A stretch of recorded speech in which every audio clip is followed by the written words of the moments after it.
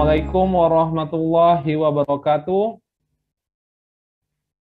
Berjumpa lagi bersama saya, Wahyu Tomo. Insya Allah kita akan bincang bersama malam ini dengan sahabat Wahyu semuanya.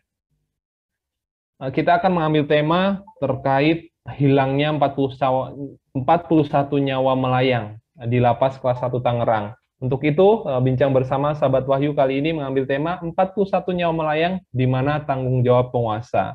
Nah, namun sebelumnya saya ingin menyapa dulu narasumber kita. Assalamualaikum warahmatullahi wabarakatuh, Bang Rocky. Waalaikumsalam warahmatullahi wabarakatuh. Apa Sehat, Bang kabar? Rocky. Ya, alhamdulillah sehat. Semoga Bung Wahyu juga sehat. Ada kabar yang menjadikan kita agak sangat bersedih. Artinya sangat kita harus berbelasungkawa, Bang Rocky. Di mana terjadi insiden kebakaran, Bang Rocky, di lapas kelas 1 Tangerang pada tanggal 8 September hari Rabu. Itu sekitar pukul 1.45 dini hari. Dan itu menelan 41 orang korban jiwa. Kemudian 81 lainnya itu mengalami luka-luka. Nah, apa tanggapan Bang Rocky ini terkait insiden kebakaran ini, Bang Rocky? Ya, tentu kita sangat prihatin ya. Terjadi kebakaran, itu musibah. Tapi yang lebih prihatin lagi ada korban jiwa. Jadi kalau hanya korban harta benda mungkin kita masih bisa cari ya. Ya, Ya kalau korban jiwa ini tentu belasungkawa kita cukup mendalam. Dan lebih menyedihkan lagi, ternyata bukan satu orang yang korban jiwanya. hmm, Ternyata ada 41 nyawa melayang. ya, Nah, ini tentu kita sangat bersedih gitu ya. Dan kita berharap mendorong kepada pihak-pihak yang bertanggung jawab menyelesaikan pekerjaan itu, yang masih bisa diselamatkan, yang sakit tadi, yang korban luka-luka segera disembuhkan, hmm, diobati, yang korban jiwa melayang ini segera diurus pemakamannya dengan baik, kalau diidentifikasi, diserahkan ke keluarga dengan baik-baik. Itu wujud terakhir sebagai bentuk penghormatan kita kepada sesama manusia ya. Apalagi manusia itu anak bangsa ini, anak negeri ini. hmm. Jadi kita turut prihatin lah dalam situasi seperti ini.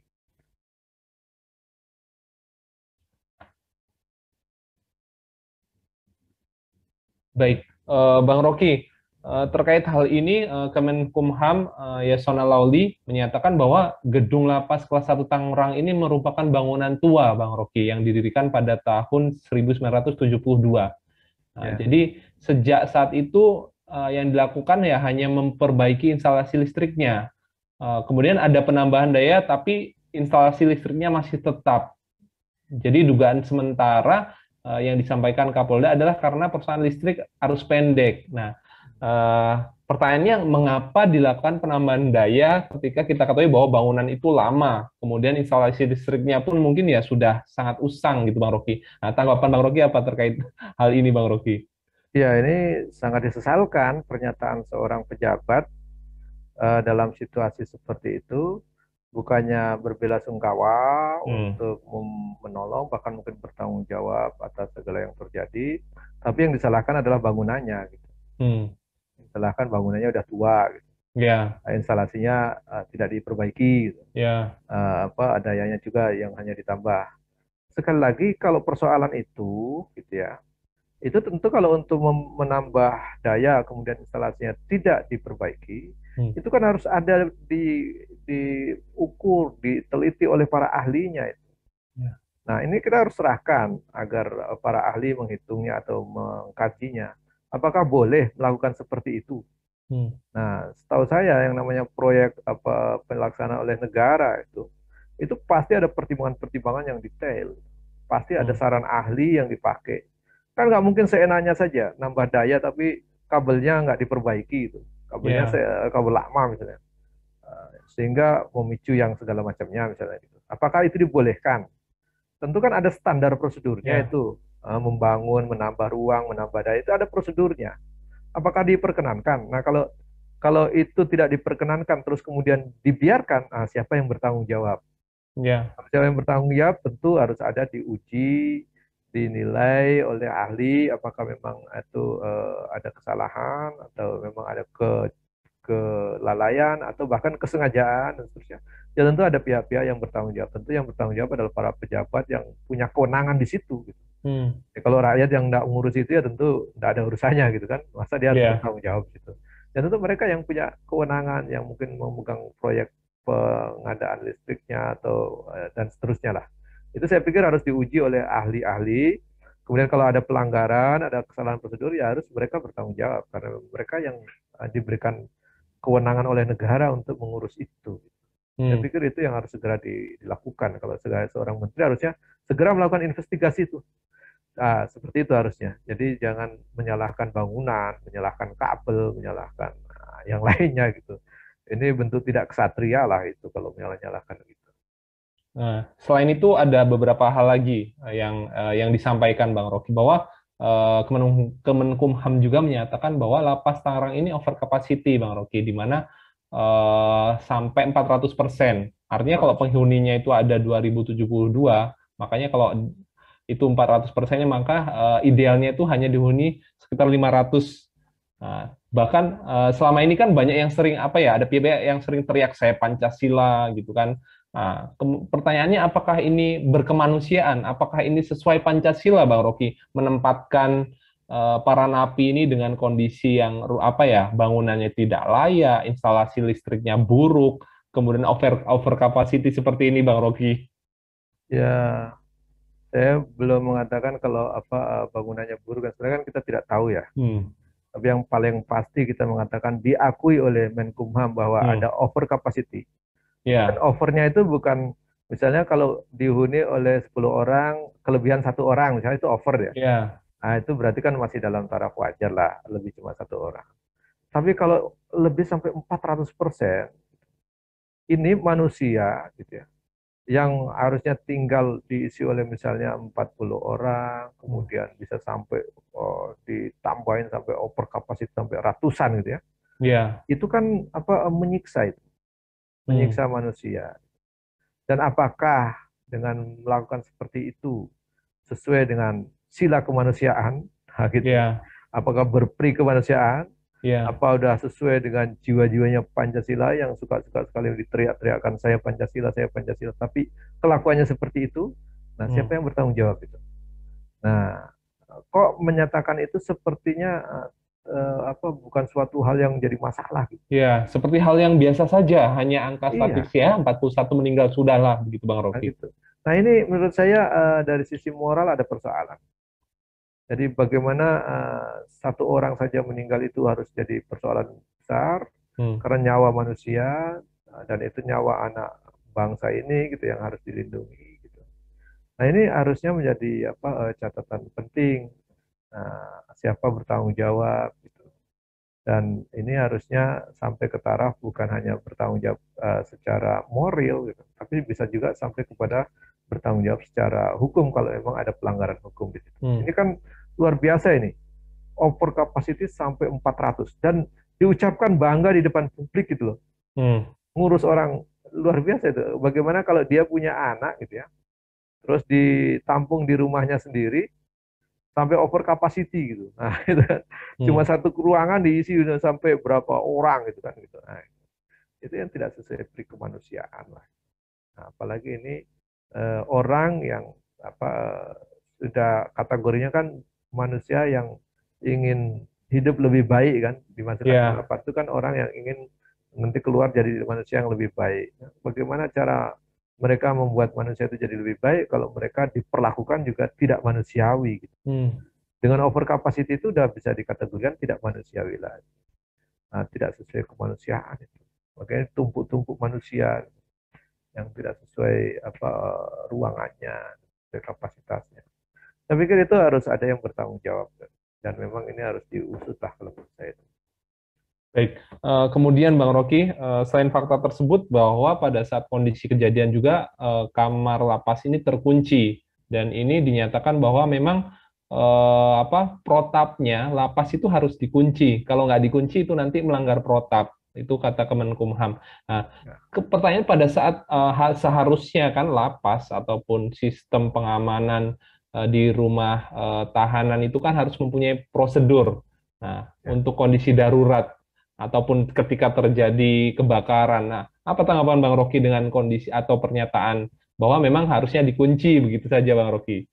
Iya, Semua orang juga tahu itu. Kalau ruangan supaya orang tidak kabur ya harus Hmm. dikunci, betul. Dalam kondisi normal, prosedur tetapnya memang harus dikunci. Itu semua orang Hmm. bisa paham lah. Jadi nggak usah disebut, orang akan ngerti. Nggak mungkin lah napi terus pintunya nggak dikunci, biarkan keluar masuk, namanya juga mereka harus ditahan kan gitu Ya. posisinya. Nah persoalan berikut kan adalah apa prosedurnya apabila terjadi gitu Hmm. kebakaran, terjadi gempa, terjadi bencana alam dan seterusnya. Apakah memang tetap harus dikunci? Hmm. Nah gitu kan, sehingga mereka tetap akhirnya harus terbakar. Nah, coba bayangkan, Anda coba bayangkan dalam situasi terkunci, apinya masuk gitu ya, sampai terbakar di atasnya. Mereka mau keluar nggak bisa, dan mereka harus dijadikan korban terbakar. Kan begitu ada alarm, ada apa, harusnya secara prosedur itu cepat dilakukan, mana yang dibuka kan harusnya begitu. Hmm. Nah, kecuali memang kuncinya hilang atau itu Ya. unsur teknis lah itu. Tapi kan jadi lucu. Jadi lucu. Nah, bagaimana mungkin dia habis mengunci, kuncinya ditaruh di mana kan gitu. Ya pasti ada standarnya. Habis kunci ruangan itu kuncinya taruh di sini, di sini, di sini. Pasti ada itu. Oleh karenanya kalau dikategorikan bahwa dikunci itu adalah prosedur tetap, tetapi kan prosedur itu tidak untuk orang yang dalam situasi kebakaran untuk dikunci kan Hmm. gitu. Tentu harus dikeluarkan, ditaruh di mana atau dievakuasi kemana. Mungkin kan dalam hukum juga ada gium untuk penyelamatan manusia gitu. Ya. Jadi mungkin lebih lebih manusiawi mereka kabur gitu ya, terbuka gara-gara dibuka kuncinya ada yang kabur misalnya, karena mungkin tidak sempat dijaga semua, mungkin ada yang kabur, ya satu dua orang kabur nanti kan bisa dicari lagi gitu. Tetapi kan mereka tidak sampai terbakar gitu. Nah Ya. gitu. Nah ini kan lebih manusiawi itu, kabur kemudian cari lagi daripada terpanggang gitu. Hmm. Itu gimana ya? Rasa kemanusiaannya di mana? Nah, kecuali memang ada kelalaian. Nah, tapi itu urusan itu biarlah nanti pihak penyelidikan yang melakukan pekerjaannya itu. Biar mereka yang menyelidiki apakah memang ada unsur kelalaian, apakah memang sesuai prosedur, sudah sesuai prosedur, itu memang silakanlah diteliti. Tapi dengan hilangnya nyawa 41 orang itu bukan nyawa yang sedikit Hmm. bagi sebuah negara yang berdasarkan Pancasila, dan juga para pejabatnya juga mengaku bahwa saya Pancasila, nah gitu. Hmm. Tapi melakukan kebijakan atau tindakan yang saya pikir di bawah tanggung jawabnya ini penting dipertanyakan. Kalau sampai over capacity segitu, kemudian terkunci gitu ya, Ya. atau dikunci gitu.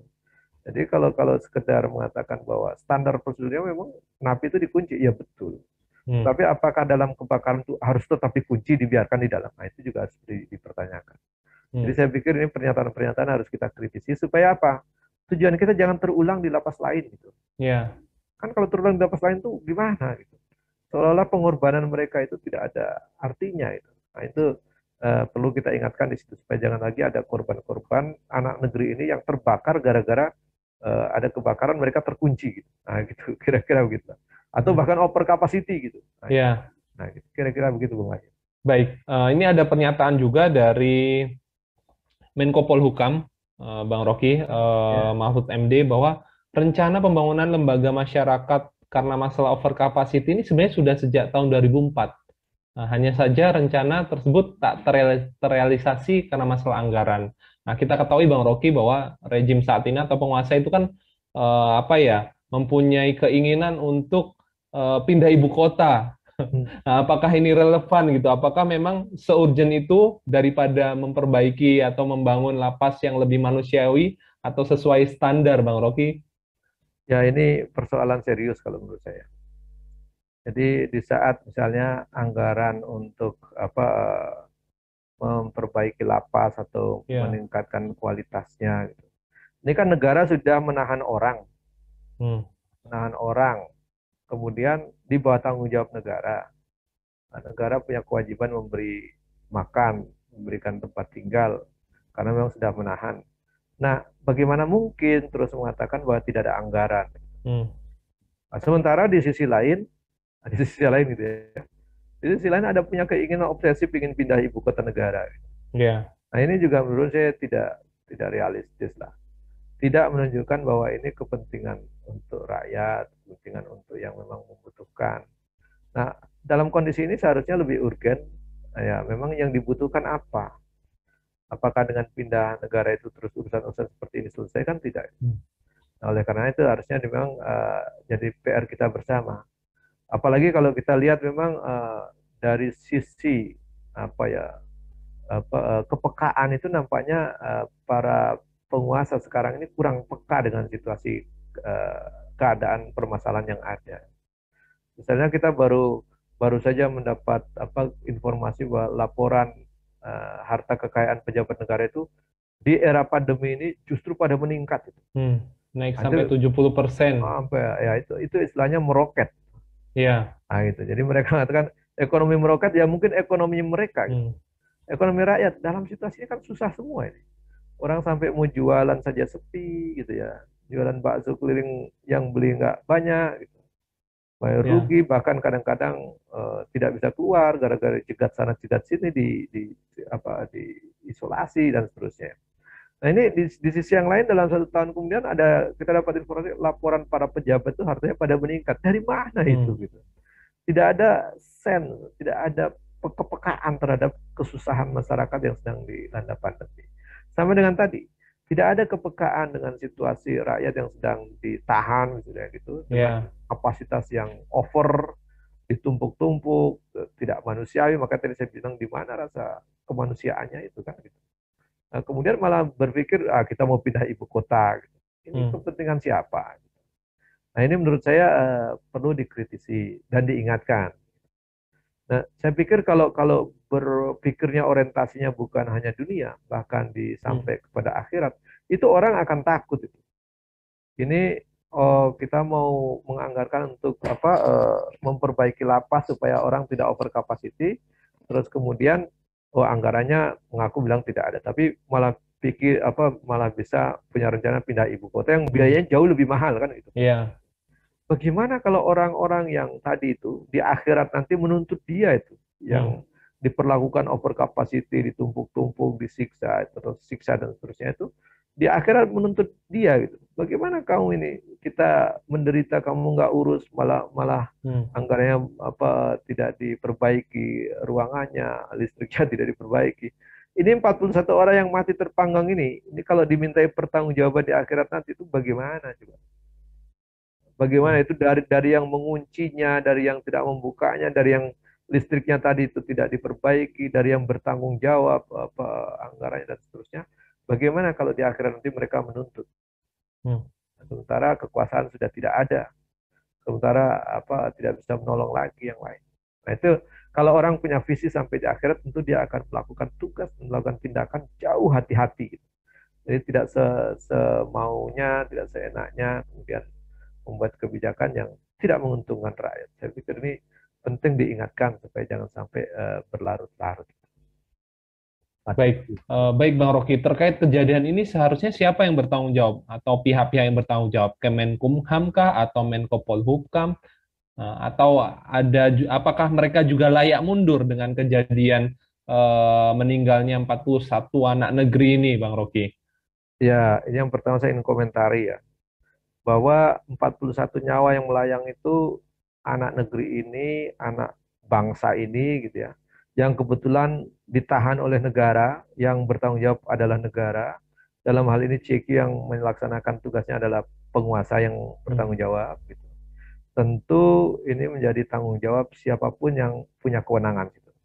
Tentu lapas berarti ada kalapasnya. Di bawah siapa? Di bawah Kemenkumham.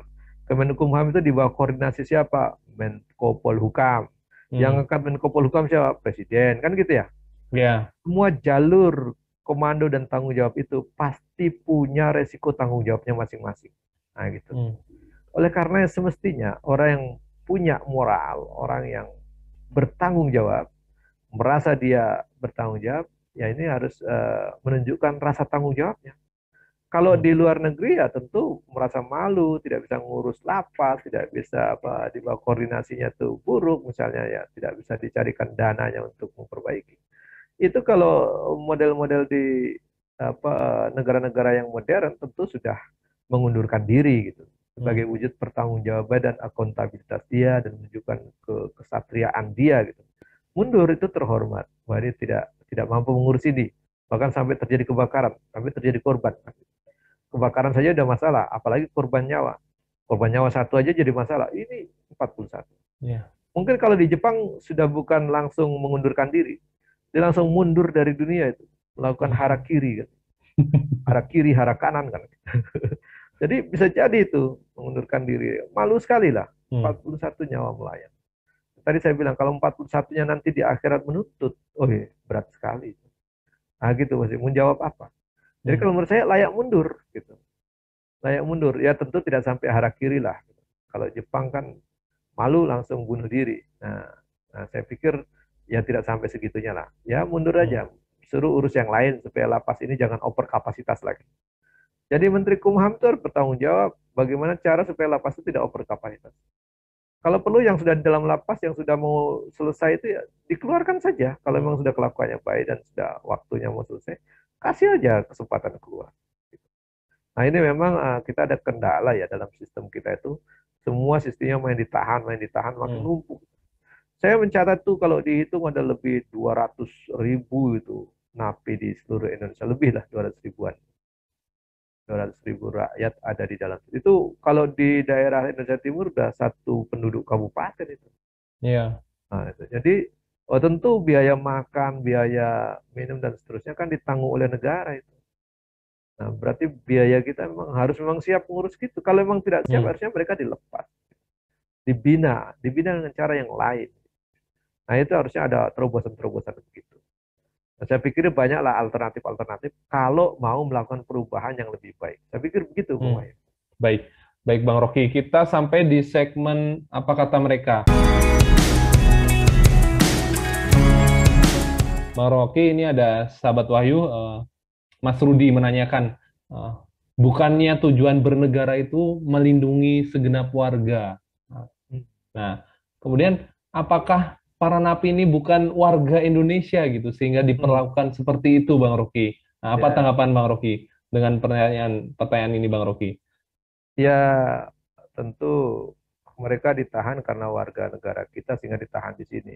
Kalau warga negara asing tentu biasa dideportasi atau diminta untuk diurus di negaranya kan. Ya karena dia warga negara sini, dia juga kita cek aja KTP-nya KTP warga negara mana kan kelas itu jelas. Sebagian besarnya pasti warga negara sini. Kalaupun ada yang asing mungkin satu atau dua lah. Nah, jadi warga negara sini, jadi warga negara Indonesia dan wajib dilindungi karena berdirinya suatu negara, apalagi kalau dilihat dari pembukaan konstitusi itu, salah satu tujuan dibentuknya suatu negara dan pemerintahan ini adalah untuk melindungi segenap bangsa dan seluruh tumpah darah, kan gitu posisinya. Nah, udah segenap bangsa, orang napi itu masih bangsa kita bukan? Gitu. Posisinya gitu kan kali saya. Lapas itu masih masuk wilayah tumpah darah kita atau bukan? Dia masih masuk wilayah NKRI atau bukan gitu. Kalau masih wilayah berarti dia wajib juga untuk dilindungi kan gitu. Dilindungi, dijamin keamanannya. Jangan sampai malah terjadi seperti sekarang. Dia tidak terjamin keamanannya bahkan bisa menjadi korban nyawa itu. Korban nyawa itu mereka tidak terjamin. Bukan sekedar tidak terjamin keamanan keamanan dirinya, tapi keamanan nyawanya sudah tidak ada. Nah, kalau udah begitu kan berarti negara gagal melindungi rakyatnya, warganya. Yang itu diamanatkan oleh konstitusi kita bahwa salah satu tujuan negara adalah melindungi segenap bangsa dan seluruh tumpah darah Indonesia. Kan gitu posisinya. Gitu, Bung Wahyu. Baik. Kemudian pertanyaan berikutnya begini, Bang Rocky. Bagaimana dengan nasib lapas-lapas yang lainnya? Apakah memang ini menjadi gambaran secara mayoritas ataupun sebagian besar kondisi lapas di Indonesia? Kemudian apa solusinya, Bang Rocky? Ya, kalau kita lihat gambaran itu ya, gambaran sampai over capacity 400% misalnya. Tentu kita bisa melihat dari berbagai informasi data memang rata-rata diakui juga oleh mereka bahwa kapasitas lapas kita memang over capacity. Cuma kalau tadi ada yang sampai 400%, ada yang sampai 200%, ada lebih kapasitas 100%, variatif lah. Seandainya ada yang kosong, tentu yang 400% ini digeser ke sana kan gitu. Nah, kalau di Eropa banyak lapas yang kosong, gitu, banyak kosong. Karena apa? ya tingkat kejahatannya menurun. Gitu. Jadi kita ini dilema, semakin banyak lapas sampai over capacity itu, berarti negara gagal menjamin keamanan warganya sehingga Hmm. terjadi kriminalitas. Kan yang ditahan itu asumsinya sudah diuji, dia bersalah di pengadilan. Iya. Jadi menunjukkan negara gagal menjaga rakyatnya untuk tidak berbuat kriminal. Nah, gitu. Nah, justru harusnya semakin sedikit rakyat yang ditahan di lembaga kemasyarakatan menunjukkan negara berhasil untuk melindungi rakyatnya dari kejahatan dan Hmm. melakukan perbuatan jahat. Nah, ini kalau menurut saya ini jadi evaluasi gitu. Nah, tentu kita harus juga mengevaluasi sistem hukum kita, Hmm. sistem keamanan kita. Kenapa bisa sampai rakyat kita kok banyak sekali yang jadi penghuni lapas? Berarti apa? Kriminalitas di negeri ini banyak. Iya. Berarti juga ada apa? Berarti negara ini gagal menjamin keamanan karena Hmm. pelaku kriminal kok masih banyak gitu lah gitu Iya. kira-kira. Nah, ini harus harus dievaluasi. Jadi jangan bangga kemudian banyak warga binaan atau penghuni lapas itu banyak sehingga mengatakan kita berhasil menangkap mereka para pelaku kriminal. Jangan begitu. Semakin banyak warga Indonesia yang ditangkap karena kriminal menunjukkan bahwa kriminalitas negeri ini tinggi Hmm. dan berarti negara gagal menjamin keamanan sehingga masih ada yang terkena perilaku kriminal dan juga terkena melakukan kriminalitas. Nah, itu maksudnya harusnya dicegah Iya. supaya tidak terjadi perlakuan kriminal dan pelaku kriminalitas. Nah, itu menurut saya harus segera diatasi. Hmm. Cara mengatasinya ya tentu tadi tidak sekedar membangun lapas. Hmm. Kalau membangun lapas kemudian sistemnya masih sama, kriminalitas terus juga dibiarkan seperti itu, tidak dicegah, makanya tentu akan bertambah terus jumlah kriminalitas. Nah, juga berarti berkait dengan sistem hukum. Iya. Lebih mudah dihukum, lebih mudah ditangkap, lebih mudah diproses. Nah, itu menunjukkan bahwa sistem hukum kita juga tidak mendidik kita untuk melakukan proses pengamanan kepada rakyat yang lebih baik. Gitu, Bung Wahyu. Baik. Eh, Bang Rocky, sebenarnya bagaimana kita kembali ke apa ya? Apakah memang dalam Islam itu ada sistem untuk mengurusi napi dan lapas, Bang Rocky? Iya, kalau dalam Islam sepanjang sejarah yang saya tahu gitu ya, yang saya baca, memang tidak pernah ada persoalan seperti ini. Karena memang dalam sistem hukum Islam sendiri, itu pendekatannya tidak pendekatan penjara, tidak ada. Hmm. Misalnya pelaku pencuri, itu tidak ada pendekatannya harus ditahan dan dipenjara. Nah, Hmm. sekarang kan pelaku pencuri banyak ini, pelaku Ya. koruptor banyak juga ini. Ya. Kalau dalam Islam itu kan pencuri dengan tegas dijelaskan, laki-laki mencuri, perempuan mencuri, potong tangannya. Hmm. Dan untuk memotong tangan kan nggak banyak prosedur bertele-tele. Tidak seperti dalam sistem KUHP yang diwariskan oleh Belanda kepada kita. Misalnya, ada orang mencuri motor. Hmm. Di dalam sistem KUHP kita, itu kan ditangkap oleh polisi, kemudian di BAP, kemudian ditahan. Karena ancamannya misalnya berat, lebih dari 5 tahun boleh ditahan. Ketika ditahan, maka negara sudah punya kewajiban untuk memberi makan, Ya. berkewajiban menanggung makan dia, menjaga keamanan dia, supaya tidak kabur dan seterusnya. Nah, itu kan setelah ditahan, kemudian di BAP, kemudian perkaranya dilimpahkan ke kejaksaan. Kejaksaan mengatakan P21 sudah lengkap, diajukan ke pengadilan, disidangkan. Hmm. Disidangkan itu kan dia sudah bolak-balik harus diurus oleh negara. Tidak Ya. ada dia seorang pencuri pergi sidang sendirian naik angkot, kan nggak ada itu. Hmm. Atau dia pergi sendiri naik motor, kan nggak ada. Harus dikawal oleh polisi atau apa tugas lapasnya. Diantar ke pengadilan, nanti dijemput lagi bawa pulang. Semua itu tanggungan negara. Nah, ketika diputus pun dia masuk lapas, itu pun negara masih harus bertanggung jawab memberi Hmm. makan dia, melindungi dia, menjaga dia. Berapa banyak negara rugi membiayai pegawainya untuk menjaga, membiayai sopir untuk mengantarnya, kemudian bensinnya, biaya mobilnya dan seterusnya. Itu kan kalah banyak itu biayanya banyak sekali dengan sistem hukum. Ya. Tapi dalam sistem Islam tidak. Kalau ada pencuri, dia tinggal dibuktikan mencuri benar atau tidak, atau dia mengaku cukup, bahwa saya mencuri. Udah, setelah dibuktikan, kemudian hukumnya sederhana aja. Hmm. Ya, dilakukan eksekusi. Apa eksekusinya? Potong tangannya. Jadi kalau dia mencuri terbukti sah bahwa dia mencuri atau bahkan dia mengaku bahwa mencuri dan bukan karena ada kedaruratan, misalnya mencuri Ya, karena kelaparan. Kalau kelaparan kan dia dimaafkan, bahkan dia disantuni gitu.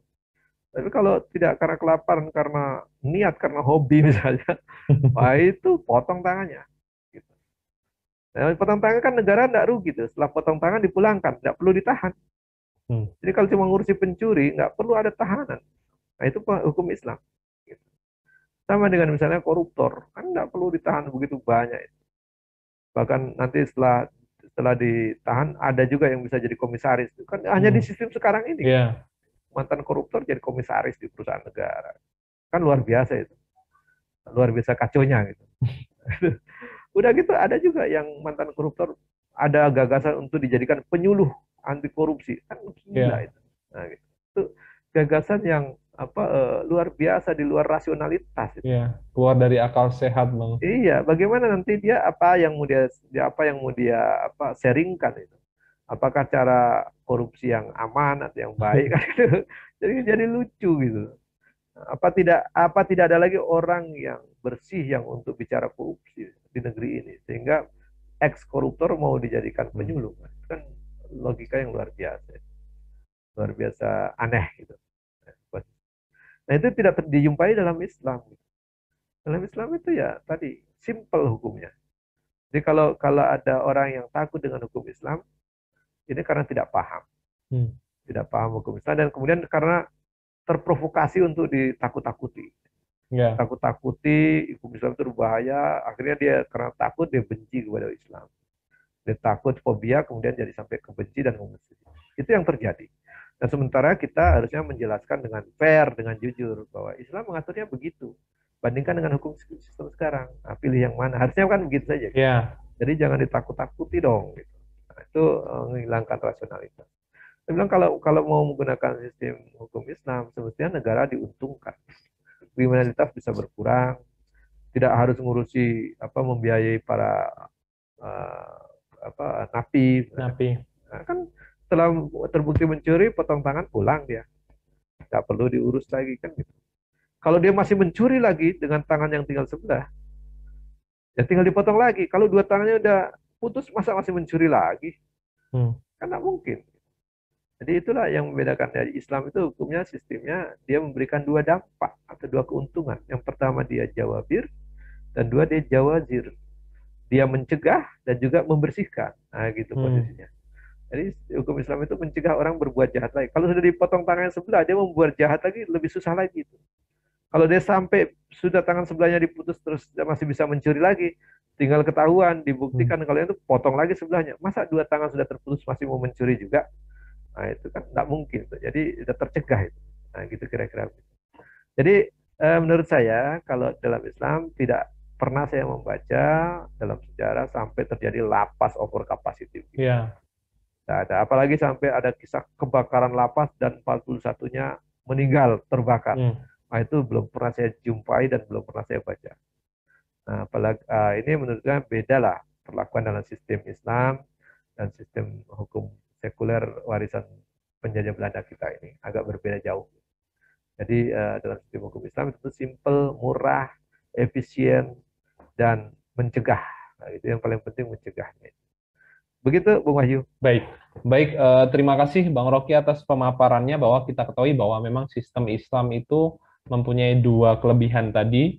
Yang pertama adalah Cegah, mencegah ya, pencegahan, yang kedua adalah membersihkan membersihkan. dan efek jera. Artinya orang tidak akan mungkin melakukan perbuatan itu lagi kecuali memang kebangetan ya, orang udah Ya, dipotong tangan, betul. mau ngulang lagi ya dipotong tangannya yang sebelah lagi itu. Ya, Nah, baik, baik Bang Rocky, mungkin kita butuh closing statement dari Bang Rocky terkait tema kita hari ini yaitu 41 nyawa melayang di mana tanggung jawab penguasa.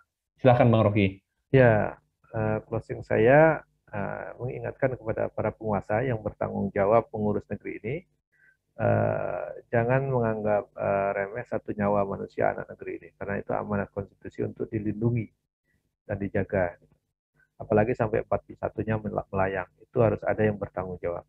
Dan yang kedua, para pihak-pihak yang bertanggung jawab semestinya secara moral dia segera mengundurkan diri supaya diganti oleh pihak lain yang lebih bertanggung jawab. Itu wujud pertanggungjawaban. Kemudian yang ketiga ya berminta maaflah kepada para keluarga yang ditinggalkan itu. Ya. Nah, itu sebagai wujud kesatrianya, minta maaf kemudian mundur, dan supaya dimaafkan. Kalau sudah dimaafkan oleh pihak keluarga, mudah-mudahan di akhirat tidak dituntut lagi gitu. Nah, itulah itu cara pandang kita supaya berpikiran sampai di akhirat itu begitu. Sehingga kita terkontrol melakukan kebijakannya. Nah, yang ketiga, maka dengan begitu jangan sampai terulang lagi, segeralah diurus lapas-lapas itu, diperbaiki, dan sistemnya itu harus diubah lah. Jangan sampai menggunakan sistem yang sedikit-sedikit tangkap, sedikit-sedikit tahan, kemudian menunjukkan kriminalitas makin tinggi, gitu, tidak tercegah. Maka ditawarkanlah sistem yang lebih baik, gitu, sistem hukum yang lebih baik. Kalau ada sistem yang lain silahkan ditawarkan. Dalam konteks ini saya menawarkan sistem hukum Islam yang saya pernah mempelajarinya, begitu simpel, begitu murah, dan ini secara rasional bisa dipertanggungjawabkan. Dan kalau memang orang itu mau baik, gitu, tidak perlu dia merasa fobi, tidak perlu merasa benci.